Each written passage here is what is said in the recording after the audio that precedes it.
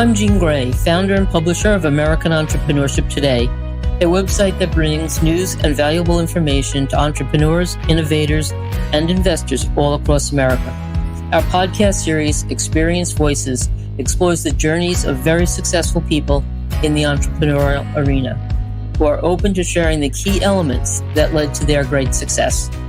Our guest today is Tom White, founder and president of Accurate Mechanical, a commercial and residential HVAC company serving Central Ohio. Tom began his entrepreneurial journey just over 40 years ago, growing Accurate into a multi-million-dollar company with over 150 employees. His son Brian joined the company 15 years ago, furthering Tom's vision and hope of handing down the business to one of his sons. Tom shares some of the challenges he faced upon Brian joining the company and the steps he took along the way to groom his son to eventually take over the company's leadership position. Tom is generous in sharing his personal thoughts and expectations about his journey, providing insight for other business owners who may embark on a similar course. Tom, thank you for joining Experience Voices and sharing your entrepreneurial journey in building a generational family business. You've built Accurate for over 45 years.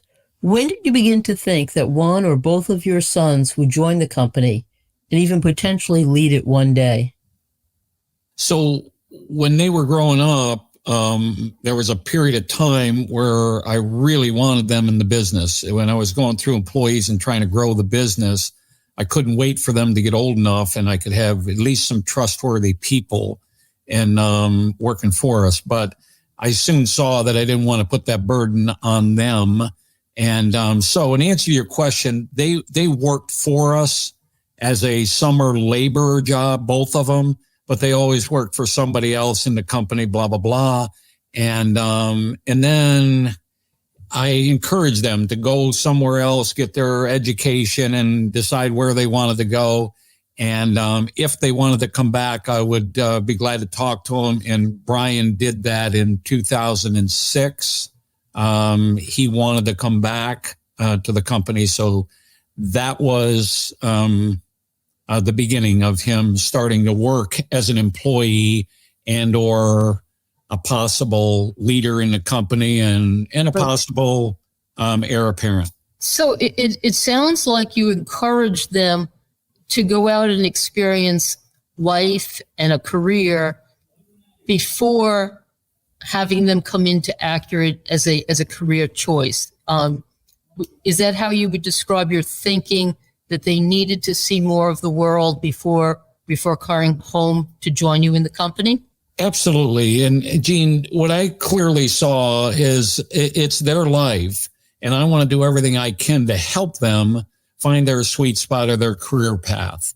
And I knew college and a further education was for both of them.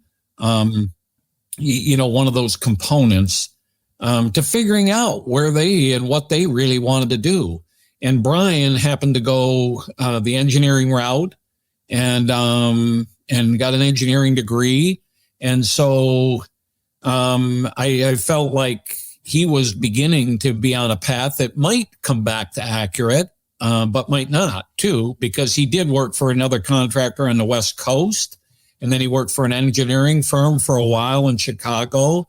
And then he decided he wanted to come back here. Tom, when did you begin speaking to Brian about joining the company and determining his entry position and how you would onboard him into the company? So that's a great question, Gene. And in my industry and in my thinking, our businesses are built off of service. I worked for Carrier. I had a degree in engineering. And when I started Accurate, I started as a service tech and I built it out of that. That was foundational for me. And many of my peers in the industry say the best thing you can do is start young entry-level people out in service, and particularly somebody that you would expect to be part of the succession plan. Start them out in a service van. So I had full intent of doing that. But when Brian got in here and we were of the size that didn't make any sense, so I readjusted and said, well, with his degree and some of his experience, I need to get him started in the commercial department.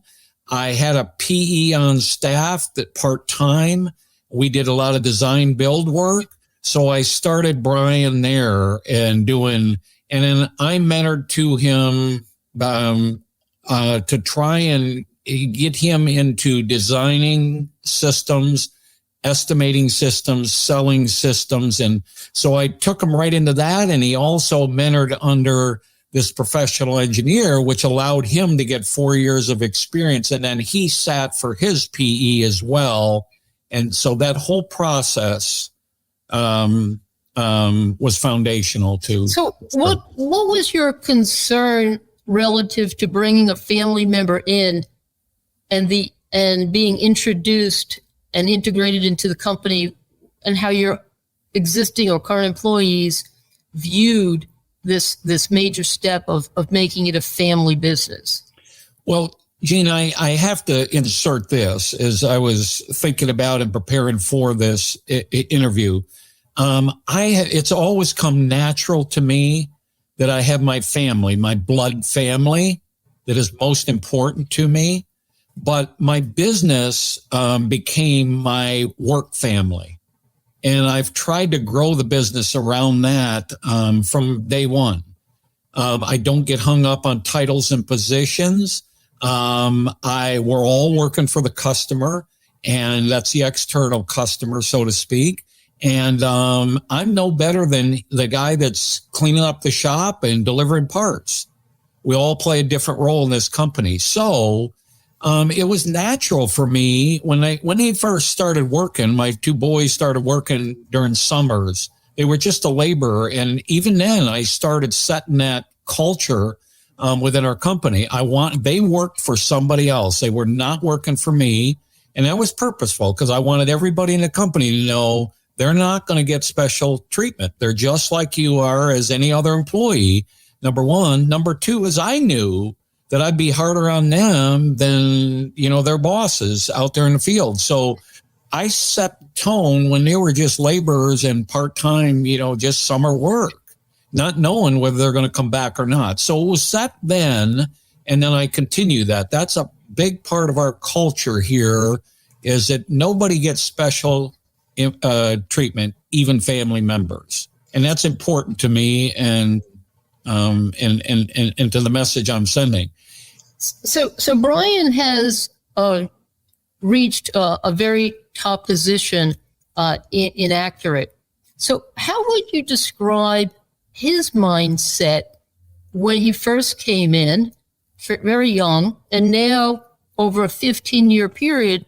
How has his personal and professional development changed in the 15 years of his involvement? So, Gene, that's another great question that is very profound. I call it an hourly mindset or mentality, and then a salary mindset or mentality, and then it moves to an owner's mindset or mentality. And there are three very distinct buckets, so to speak, that speak volumes for where a person is.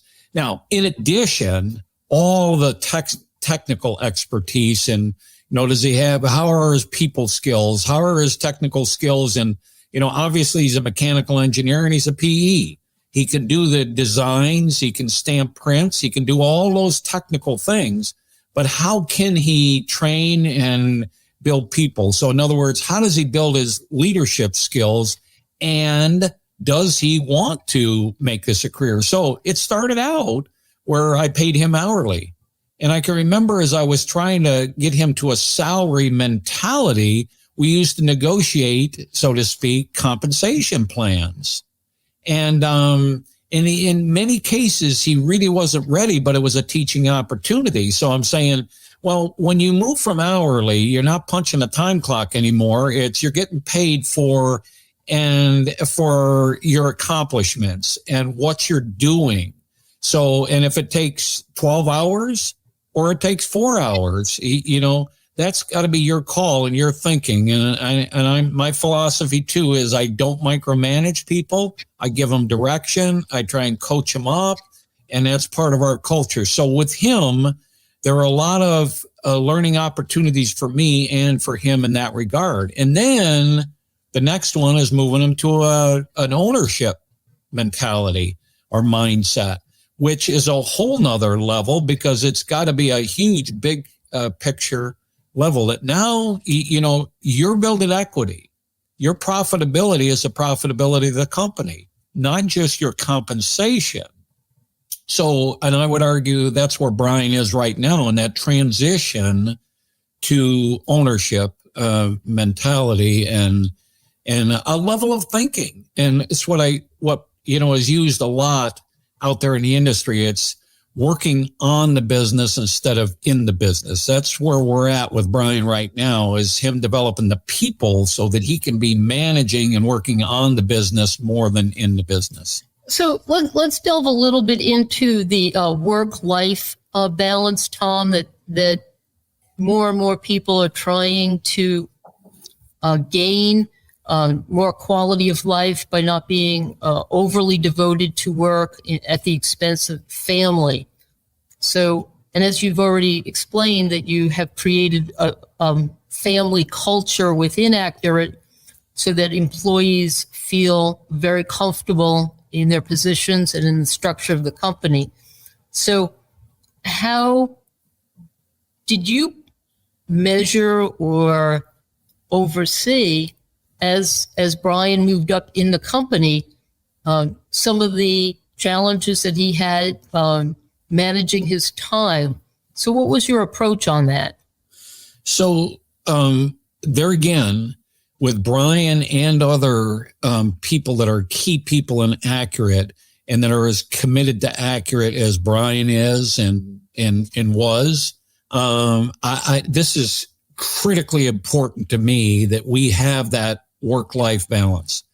And because we do have a lot of people that are incredibly committed, and the hardest thing we all have to do, and I experienced this, so I'm in a position that I can really help people, is you got to be able to shut the lights off, so to speak. When you own your own business and or you treat it with that personal commitment to the business, which we have a lot of people that are like that, I'm saying you need to go home. You need to recharge. And I can really do everything I can to push them out of here, so to speak. But then I'm also saying to them, and I'm very transparent about this, and I'm very intentional about this, okay, I can get you physically out of here, but it's up to you too to be all in. When you go home, you need to be all in with your spouse and your kids and your family. And that's hard to do. It's really hard to shut the lights off, so to speak, and be in the present with particularly in this day and age with cell phones and emails and all these other things that keep us connected and make it harder for us to disconnect and be all in with our family. And then in addition, well, go ahead, because so Brian is no different than what I've been doing for a long time, only now it's, Brian, this is a cultural issue that you've got to keep ingrained into our company and keep growing. You've got to set the example of that, because Brian is incredibly committed, but he has a family now and kids. And So a lot of your decision making projects into the future. Brian's, personal and professional development, and the buzzword is leadership. So what did you see in Brian as far as his leadership qualities that gave you a lot of comfort in knowing he would have the potential to move up in Accurate? That's what I love about sports, is it teaches a lot of principles that you don't get in the classroom and you don't get out of education. One of them is teamwork and leadership. And so I saw way back then that Brian's going to learn, because I could start seeing him develop as a leader, just amongst his teammates. And, And he was a captain of the team, and he was a great leader. So I could see that starting to develop through his college time. Then when he came back here, I started seeing more clearly his leadership ability, his people skills, along with his technical skills and so on and so forth. So it was a progressive thing that, like a lot of things, Gene, you got to keep enhancing those and coaching them, so to speak, up on those things. So again, that's a developing thing that continues to develop here at Accurate. It's also a continuation of me assessing him. So here's another thing I've said is that my expectation is I'm going to do everything I can to develop a model here at Accurate that goes way beyond me. And I use the term generations to come many times, and people mistook that as, oh, you're talking about your son. No, I'm not. I hope and I pray that Brian would be the person that just adds more to it, motivation. But if Brian doesn't, if he gets off the rails, my number one goal is to get this company developed so it goes on into the future.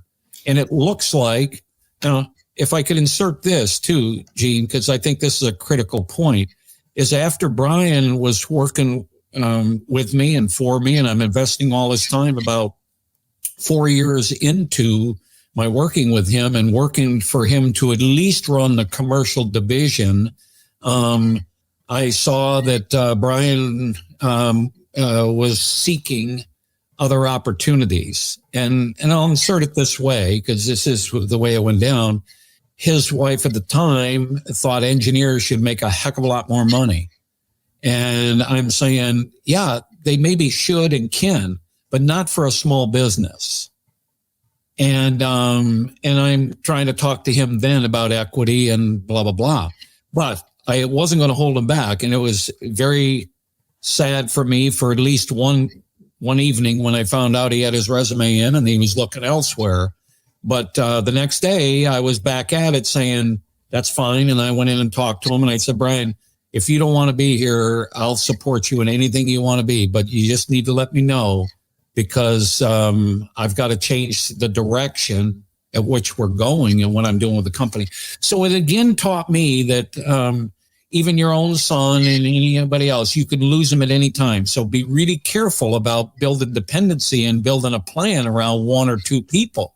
You always is not a formula for growth, and it can be devastating if you lose those people. So. Well, what was the key factor, Tom, when you and Brian had that sort of important discussion about him pursuing a career outside of Accurate?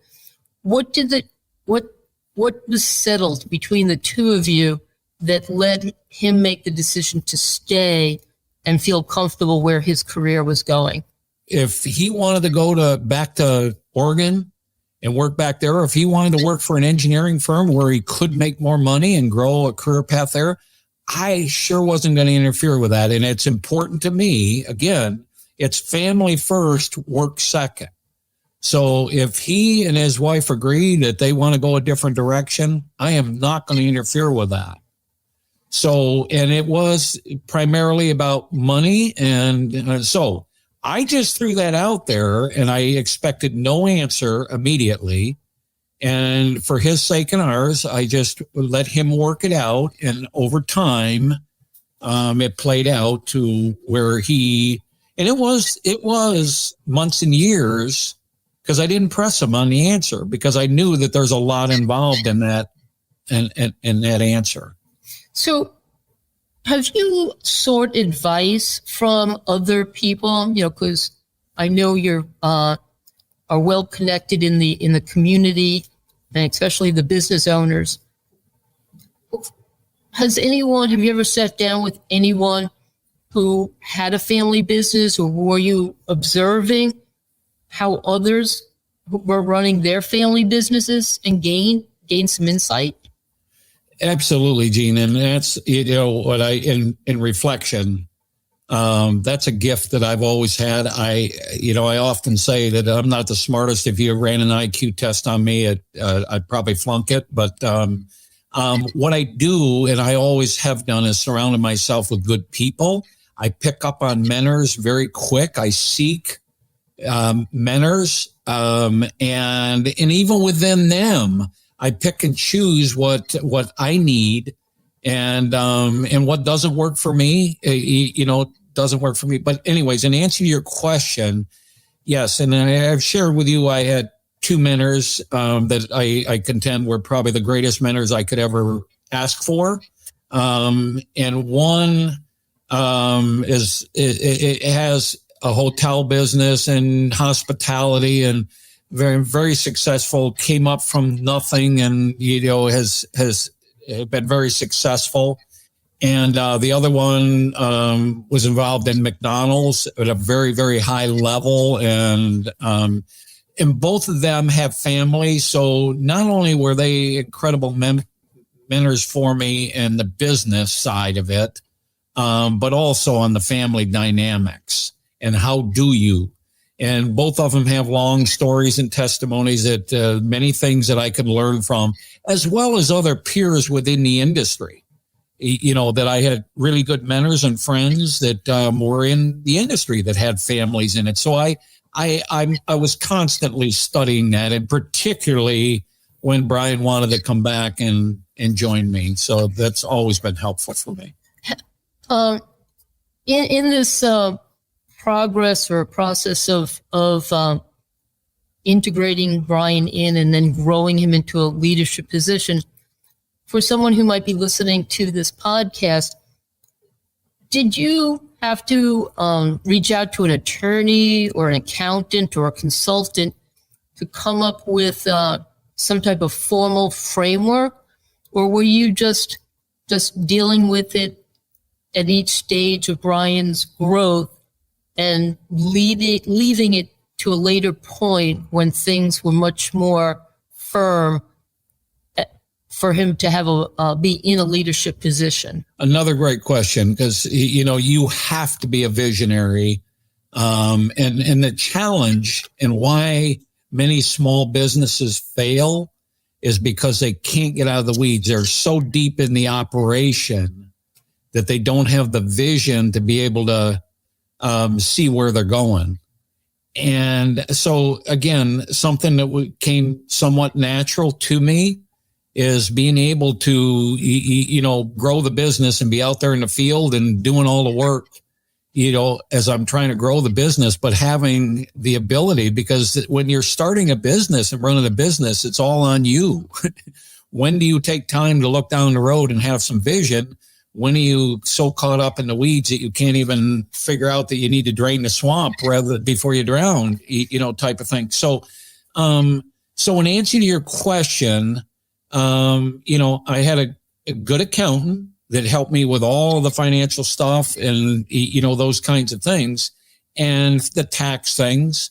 And then I've always had a good attorney, and in fact, many times two attorneys, one higher level on the business side of it. And he's the one that I took a deeper dive into when I started doing estate planning and developing a trust. So all the time so in answer to your question, as Brian joined me, I turned in but I always had partners, or many times I've had partners throughout the growth of Accurate. So I've always had to get that a legal structure on, buy sells and, where the stocks are going to be, how and why, and where you're going to set up your whatever model you're going to use on, corporations and anyway, so I've always had an attorney that's done that. And then when Brian comes in and as he progresses and as I see that he is definitely interested in, and, and that's just progressed. So have you formalized, Tom? And again, this is just helping other people to understand, is that you can't run out and document things that are evolving, because then you end up spending more and more time trying to sort of like catch lightning. Is that you must come to a juncture where you now know it's appropriate to put more time in on certain things. And so that's what the question I was leading to is so, they start off in a low position, then they're middle manager. And then, as you discussed, that Brian and you had to have some very serious discussions about compensation. So I'm just kind of like saying is that in that arc, should someone hit a point with their family being involved in which it becomes a challenge of formalizing something that may have started with a very casual unfolding of where they were going to go in the company? So I'm going to answer that question this way. It's evolving. You call it chicken and egg. I like your analogy of chasing lightning. I've always had a natural ability to be proactive. I don't like surprises. I don't like being in a reactive mode. So using your analogy, I watch, and we are a seasonal business, so I watch the weather closely, and I look at long range forecasts as part of our planning, budgeting, and forecasting. The same thing with structure within the company. So I look ahead for Brian's sake in this case, as well as mine. So we're not in a reactive mode. I'm not waiting until, I get ill and, I'm struck with cancer or something. I'm scrambling around trying to put some structure together on a trust and in a plan, as well as planning for our company. I want to be proactive about it. And I always have. So in answer to your question, when Brian came along and he's going to be an owner, the more and more I see that, I'm way ahead of that with talking to my attorney and setting up a trust and then adjusting that trust. So I know we might get into some questions about how do we divide the assets up. Well, that's already done, and it's already clear it's also very clear with Accurate that people here know that if I'm gone tomorrow, Brian owns this company. And we have another investor in the company, but he's a minority investor. He knows, the company knows that if I'm gone tomorrow. Now, otherwise we're transitioning and I'm assessing, and I've had to redo, our whole structure once or twice in preparation for where we're at that time and where we're going. Yeah. So Tom, how many employees do you have now? We're somewhere up over 160 to 170 and growing. And where is Accurate's footprint in Central Ohio? Well, it's almost all of Columbus and South, East and West, or so definitely south of Route 70, which goes east and west and cuts the state, with Columbus centrally located in the capital. So we're in Columbus now, and west Lancaster and beyond on the, east side, and then Dayton on the west side, and all the way to the river, the Ohio River. And then we spill over. But, my biggest challenge right now is to pace our growth so that we don't outpace our people and our processes, because a lot of companies that are imploding right now. Right. So you've really reached a really impressive size in terms of the employees that you now have with you. With my knowing that how you started this very humbly, in Chillicothe, and now your footprint has extended so wide and broad across the state. So with the company reaching such success, how did you deal with your other son not being in the business? Did you have to make things transparent to your other son, or not? Is this something you've kind of just will let emerge? Well, again, that describes me. I'm very transparent with all of our employees, my partners in business. I have some other assets and other partnerships, and other assets, of course. Well, and I am with my boys, of course. So it's very clear to both of them that Brian has the right to buy all of the stock in Accurate.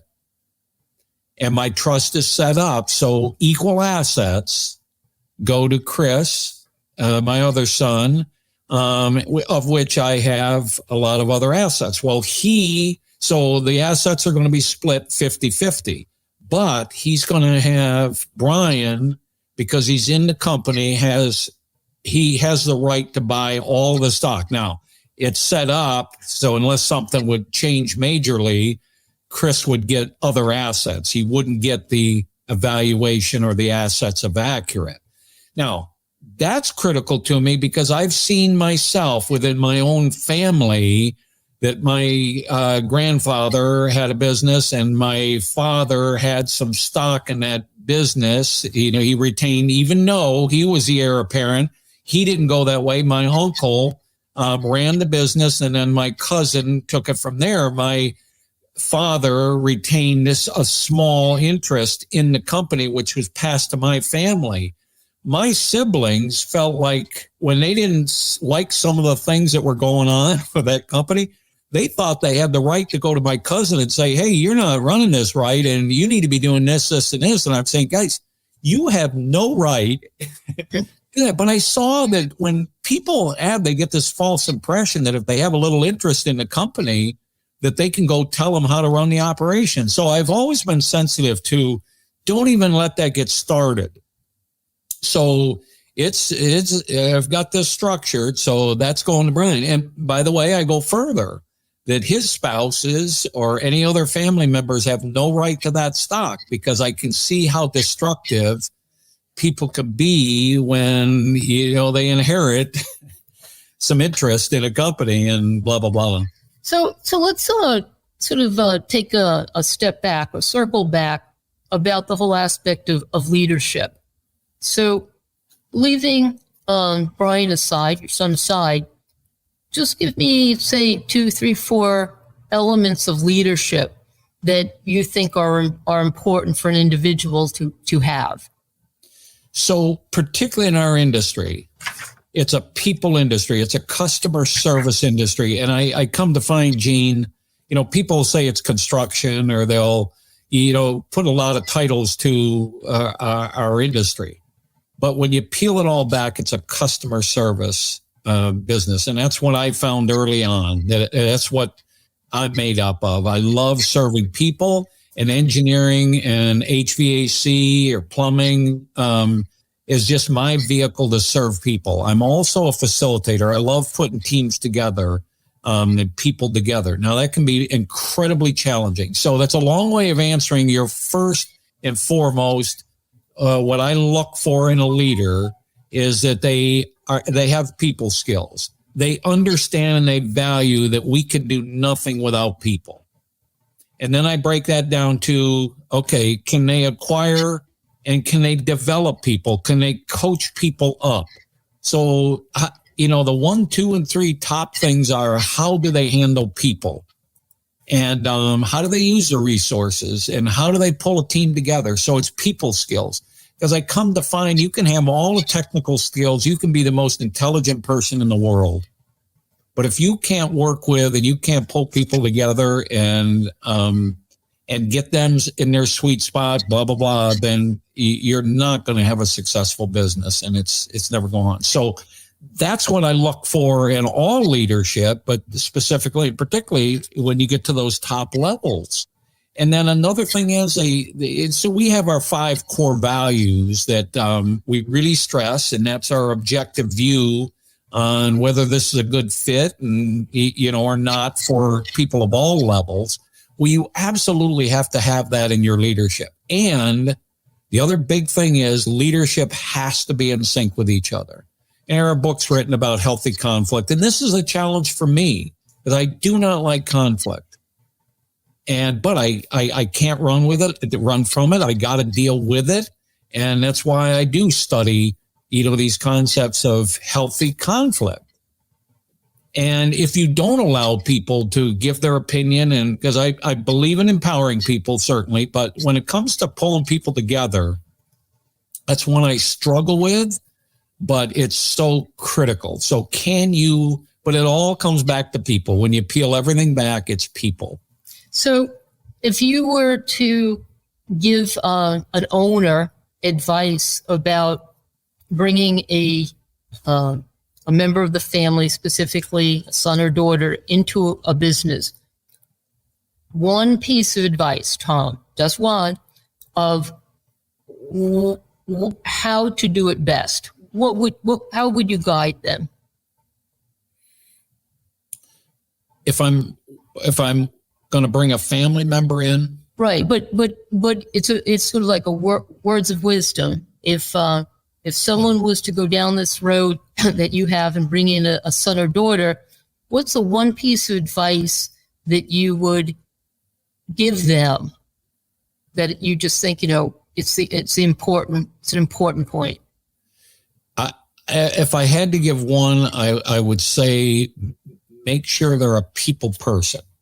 Now, what that means is there's a lot of things that fall under that. I guess another high point is that they're a selfless person, because I use a term, and Ken Blanchard has written a lot of books about it, about servant leadership.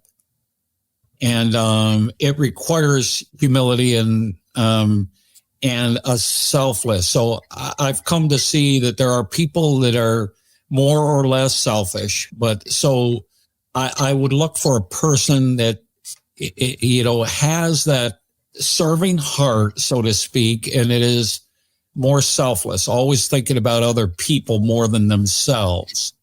And then, because that's root to their people skills and their leadership skills, I come to find that they really value people, and then they will use their people resources, and